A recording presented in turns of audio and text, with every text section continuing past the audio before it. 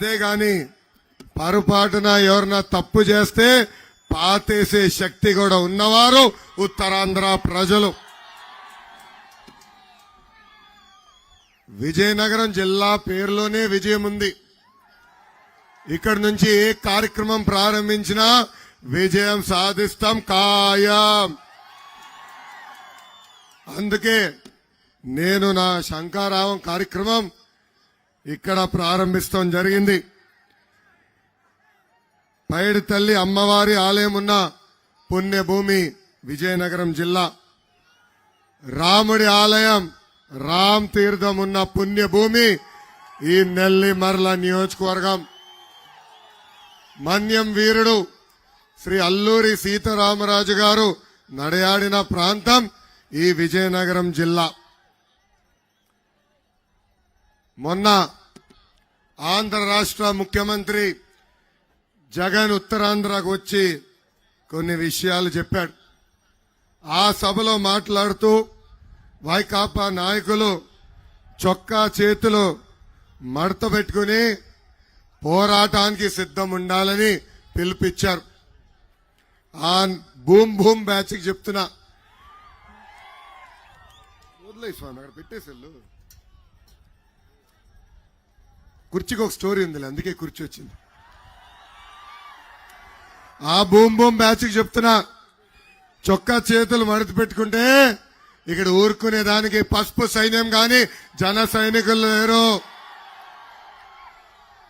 మా జోలికి రావద్దు, మేం ఎవరిని వదిలిపెట్టాం. మా పసుపు సైన్యం జన సైనికులు ఒక్కసారి ఇట్లా చేస్తే మీ సీటు కూడా మర్చే బాధ్యత మేము తీసుకుంటాం. జగన్ మీ బ్యాచ్ కి boom boom president medal Andhra gold కావాలి, కానీ మాకు ఆ పసుపు జెండా చూస్తేనే నూతన ఉత్సాహం.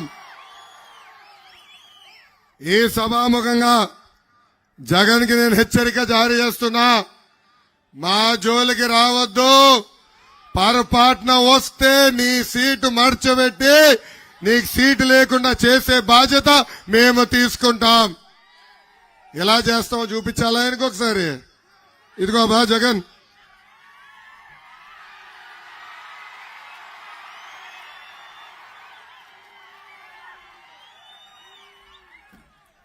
ఏమ్మా రెడీనా? రెడీనా?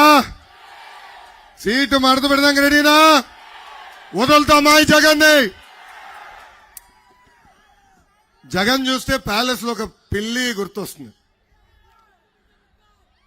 ఆయన చేస్తున్న తప్పులు చూపించడానికి, రైతులు చేసిన అన్యాయం చూపించడానికి రాజధాని ఫైల్స్ అని ఒక సినిమా కొంతమంది తీశారు. ఆ సినిమా బయటికి రాకుండా అడ్డుకున్నాడు. ఆ రాజధాని ఫైల్స్ సినిమా చూస్తేనే జగన్ కి భయం. రాజధాని ఫైల్స్ రాకుండా బయటికి రాకుండా చేశాడంటే దాని అర్థం ఒక రైతుల్ని చూస్తే జగన్ కి ఉచ్చబడుతుంది.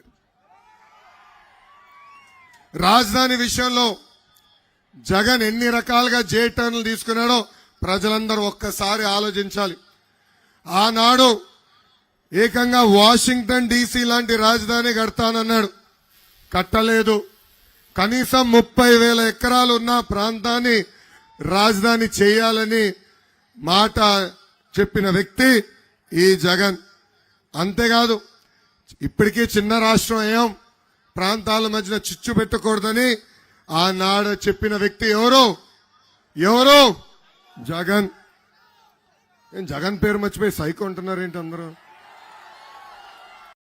Why is it